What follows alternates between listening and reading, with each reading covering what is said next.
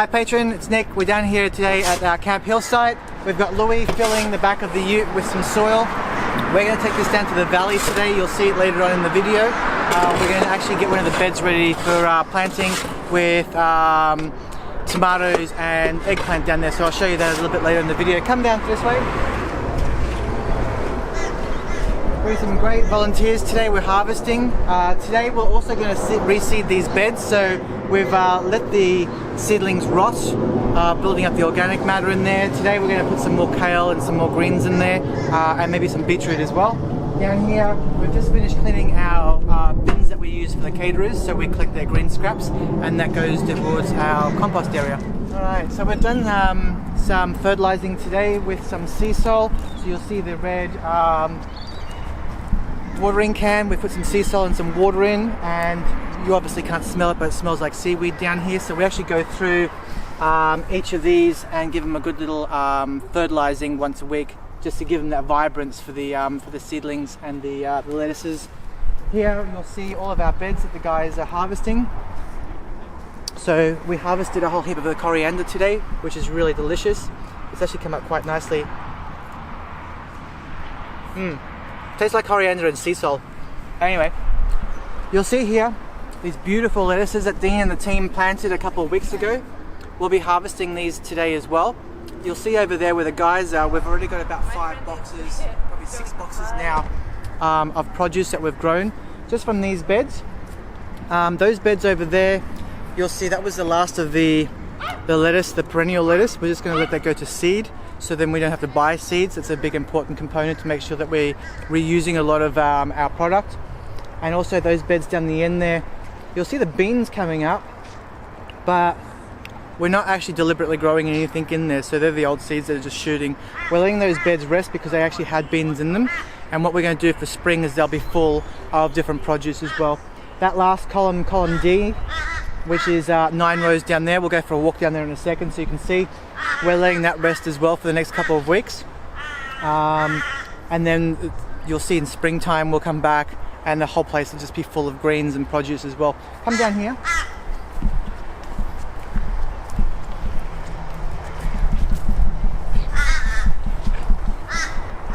So I got Cherie and Dan today. They're harvesting the lettuce. So we're harvesting from the outside in. So this will actually then grow again in a week. Next week it'll be full and vibrant again. So we get the consistency of regular harvest, and we're not getting rid of the entire plant. So we can keep on harvesting for about 3 or 4 times. That's mixed in with the greens that we have here. So instead of just leaving this space empty, Dean's actually put in the lettuces as well, which is really great. You'll see here how that works with the intermingling here. So you'll see the big, actually I'll pull this up.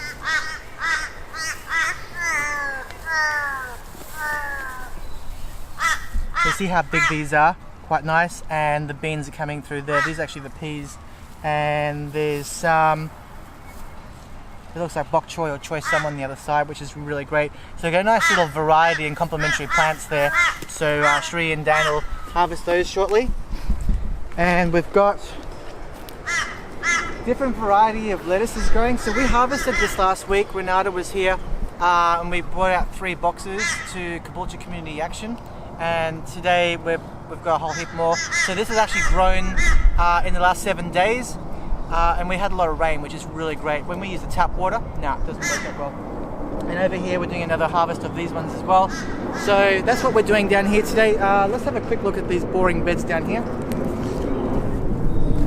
So these beds are just resting, so they'll be probably mid-August, I think another month before we actually start planting anything for spring. We're just giving them a good rest. We've fertilized them, we've mulched them, we'll give them another mulching shortly. We're going to test the seedling trays that are coming up here.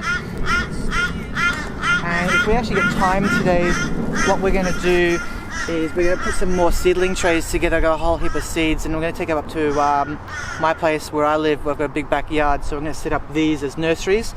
There's not much space down here. And then what we're going to do is we're going to bring the seedlings down so the volunteers can just plant seedlings straight into the beds. It makes it a lot easier, and we get a better germination rate than sometimes using the seeding machines or hand seeding as well. So yeah, that's what we're doing down at Camp Hill. Stay tuned, we're going to be over at Woolley Gabba. Cool. Alright patrons, now we're at our Woolley Gabba site. So this is land shared by Wine Dime Catering, and this is the company that I work for full time. This is the harvest that we just did at Camp Hill. There's a heap of boxes here. This is all going into the fridge at the front because we're still going to go to the Fortitude Valley site, so it's going to keep it nice and cool. And then I'm going to double back, pick it up, and then we're going to take it this afternoon to Caboolture Community Action. The volunteers are down here today. What we're doing is Kate's filling these wicking beds to make sure that there's plenty of water in there. We're going to harvest all of this Mizuna and the rocket, which is really great. This will be the 4th harvest from these beds. And I think I did a video the other week where we get actually 1 kilo of produce per bed per harvest. And I think it was about 20 cents for seeds from memory. It gives us about 4 kilos worth of produce. So that's actually really good economics. So that's the reason why we convert underutilized spaces into urban farms, because it's a cheap seed cost. We get a lot of volume of produce. So we've got 4 beds today that are being harvested. We'll leave these then for maybe 1 more harvest next week, and what we're going to do is I'm just going to get some potatoes, and we're going to put potatoes in here, and they'll grow over the next 3 to 4 months. The guys over there are fixing these beds up, and we're going to be planting beetroot in there today from the seed. So we're just going to, we got rid of the kale today. We're moving the soil back, putting a bit of fertilizer on it, watering it all in, then putting the seeds in. We'll put some mulch on top and we'll leave it, and that'll actually become 3 beetroot beds. And then we're going to get rid of all of those weeds that you see down the end over here, and put up a wire frame, and then we're going to put pumpkin down there. We'll have pumpkin coming out, we'll have beetroot and then potatoes. And then what we're going to do for the Christmas time, we're actually going to transform all of these beds into corn. So that's the goal for this site. So you'll see this is all concrete. This is the back of a warehouse district. You can see that we can convert underutilized spaces anywhere. We can grow on any material. These are actually the best, I find, because that soil is just delicious and lush in there for growing materials. So these actually cost a little bit of money, but the investment long term is just fantastic, especially in a space like this that's not being used. I mean, we can just grow food. It just makes a whole heap of sense.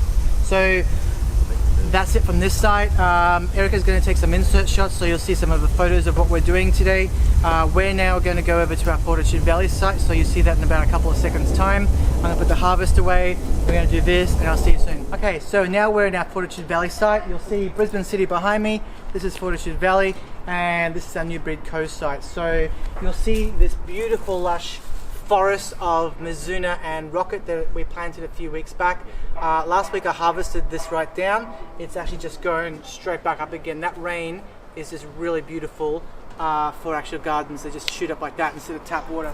So what we're going to do is, I'm leaving this today. We're not harvesting. This actually goes to the Wesley mission, so I'm meeting them next week to finalize our arrangements. So they're actually just down the road. So our idea is each site has a unique way of growing food, has a unique story, and has its own charity. So this food here will all go to the Wesley mission in this bed, that bed, and the guys down there are preparing the next bed. So I'm going to take you for a walk around the venue as well. So this is our Mizuna and rocket mix bed. In future, you'll see, because we got a lot more shade here, we haven't planted anything because it's still winter. In summer, this will actually be full sun. So we're just leaving this rest. We've put a lot of fertilizer on there, and once the Mizuna is spent with the rocket, we'll actually put new crops in there as well. Over here, you'll see a few weeks back we did a video. I put some bird seed in here, which is just, you go down to one of the pet shops and get some bird seed that they eat, and you throw it in. There's a lot of wheat, mixture of different plants. The idea of that is to bring out organic matter on the beds. So what we're going to do in a couple of weeks time, we're going to just pull it out and then drop it back onto the actual soil, and that'll build up the organic matter, and then we'll plant on top of that for spring crops. So this bed here is just going to stay like that for a while, and then just before spring we'll have crops in here ready to go. Let's go for a walk down here. Look how lush everything is. It's amazing. This pineapple Sean planted, he's the owner of New Breed Co, so we're actually leaving that in there just to grow, because there's no point ripping that out. So it's actually quite nice to see a pineapple in the middle of the city growing. Down here, we'll do it from up here, it's actually nice. So the guys are actually stripping back these beds, revealing them because there's been a big build-up of rubbish. People are smoking cigarette butts going up there. There's a bit of glass in there as well, so we're carefully just removing that at the moment.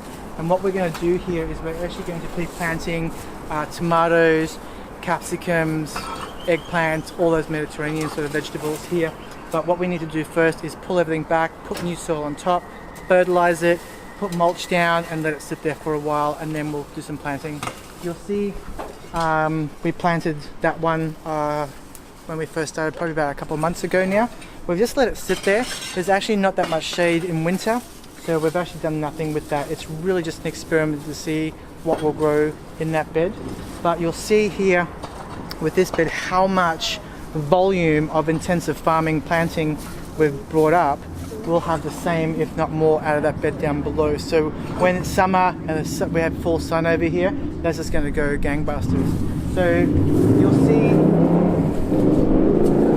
I don't know what else can I say. This is where your funds are going. This is what we do. This is our third site today. So we had a really good road trip Saturday. This is our first road trip Saturday. So our volunteers have joined us from our Camp Hill site, our Woolley Gabba site, and now we're in the Valley site. So we're looking for more sites around the city. Enjoy the rest of your weekend. We're going to finish this off. Later on, I'll actually show you the delivery of the boxes that we did earlier today to Caboolture Community Action. So it's a separate video. Erica's going to edit this one and put it on Patreon shortly. Thanks for your support.